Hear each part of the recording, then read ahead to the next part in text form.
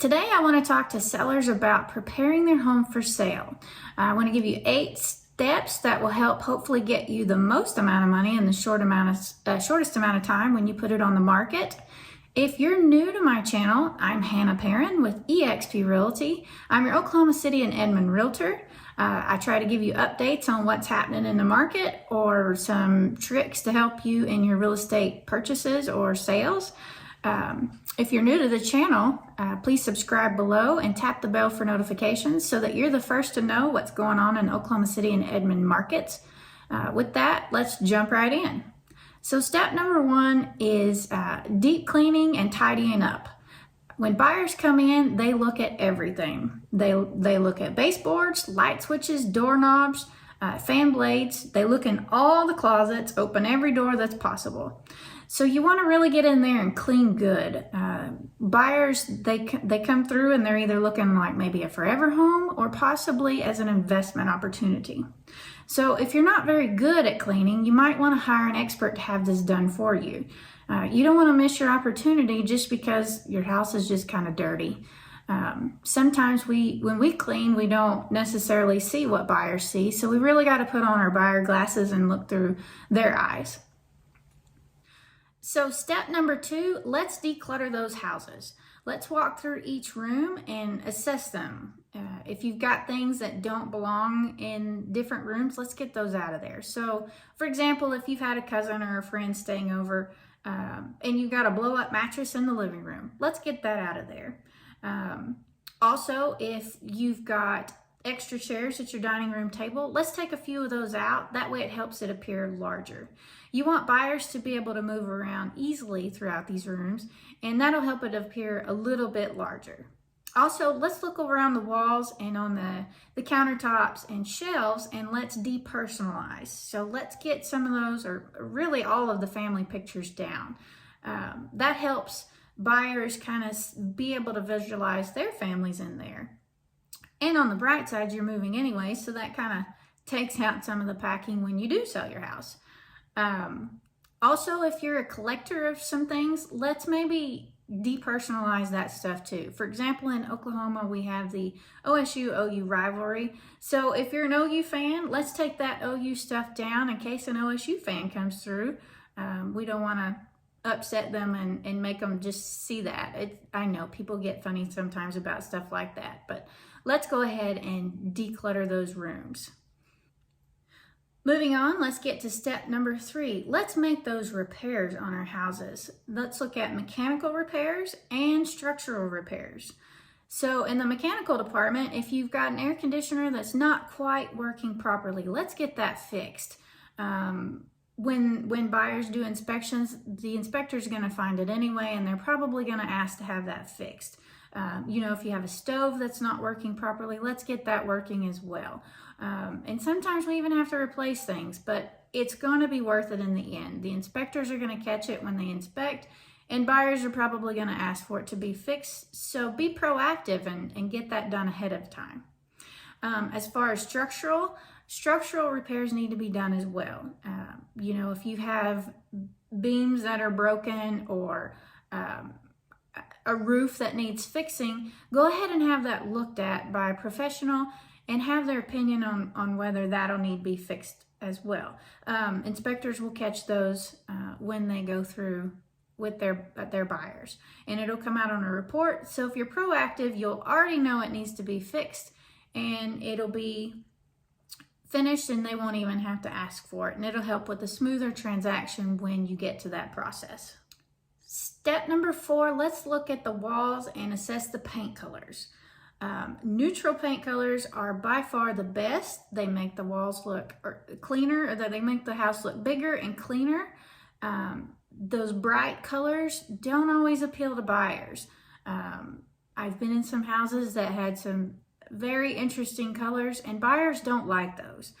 Sometimes they're hard to cover up, and they know that, and so let's go ahead and get those painted white, just lighter tones. It doesn't have to be necessarily white, but even just more natural lighter tones. Those will be good. And all walls the same color generally works a little better. Sometimes people want like an accent wall, and that's great, but if you're looking at it through the buyer's eyes. They may not like those accent walls. Some people do, some people don't. And so we want to try to appeal to the masses. The more people that like it, the more chances you have to getting your house sold for a higher amount in a shorter amount of time. Let's move on to step number 5. That's the curb appeal. You want to think about this through a buyer's eye. When they get out of that car, what do they see? Is it a pleasing sight, or is there just stuff everywhere, or the flower bed's a mess? Let's get those flower beds cleaned up. Let's keep the yard neat and tidy. I know in the spring and summertime, the grass tends to grow a little bit quicker, so you may have to mow a little bit more often, but it's going to be worth it. You want your flower beds to be pretty and bright. You want the weeds out of there. If you can, plant some pretty flowers in the spring and summer. I know sometimes in the winter in Oklahoma, that's not gonna happen. So I know there are some winter plants. Honestly, I'm not a plant person, so I don't know which ones grow in the winter. Reach out to me. I do know people who are, so we can figure that out. But just keeping them neat and tidy, that's going to make a world of difference. And clutter in the yard is not appealing to people either. You only get one first impression, and we want to make it the best. And if you're going up against another house that has a cleaner yard and a prettier house, buyers will pick the prettier one. It just looks like there's less work to be done. And I have had buyers who just won't even go in the house because they drive by and they go, oh my gosh, no, not a chance. So let's do what we can to have a nice curb appeal. Step number 6, let's look at staging the house. Sometimes sellers move out before they get the house sold, and that's fine, but staging can help. It helps people visualize what should be in the rooms and what it would be like to live there. It doesn't have to be a full staging. Sometimes a little light staging looks good. If you are still living in the house, light staging is okay as well. You want to have clean towels in the bathroom, and sometimes new towels even make a difference, like the hand towels and whatnot. You don't want dirty stained ones. I know we have them that last a long time, and they're nice towels, but they just don't look clean and fresh. And the fresher and cleaner it looks, the nicer it is for buyers when they walk in those rooms. Step number 7, let's get professional pictures and videos done. When you do that, professional photographers know how to light the rooms and light the areas and the angles that show best on pictures.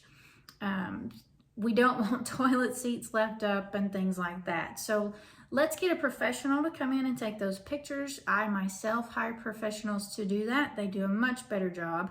And then they edit them as well, which I am not that great at. So let's look at that. Video can be very helpful as well. Professional videos are better. Videographers can edit and do things that most people cannot do or don't know how to do or even have time to do. And again, they know how to show things so that it's more appealing when you look at it. Step number 8, make sure when you leave in the morning, your house looks great. You never know when someone's going to want to show up. Sometimes when buyers are out, they find one that's wasn't on their list originally, and so they haven't made an appointment in advance. And if you can allow for those last minute lookers, you never know. Sometimes they might be just the one you're looking for to buy your house. So when you get up, I know it's like an extra job to keep your house clean and neat and tidy, but you don't want to be rushing around trying to beat the buyers and getting your house clean, because you definitely want to make a good first impression. And if it's clean and tidy, there's going to be lower stress on your part. So I hope these steps help you when you're thinking about selling your house. If you have any questions about it, I'm always here to help. Please reach out and I'll give you my advice. Also, again, if you need anything from me, my information will be in the description below. So please feel free to call, text, or email. I'm always happy to help, and I'm always here for you. So with that, we'll check back in with the next video.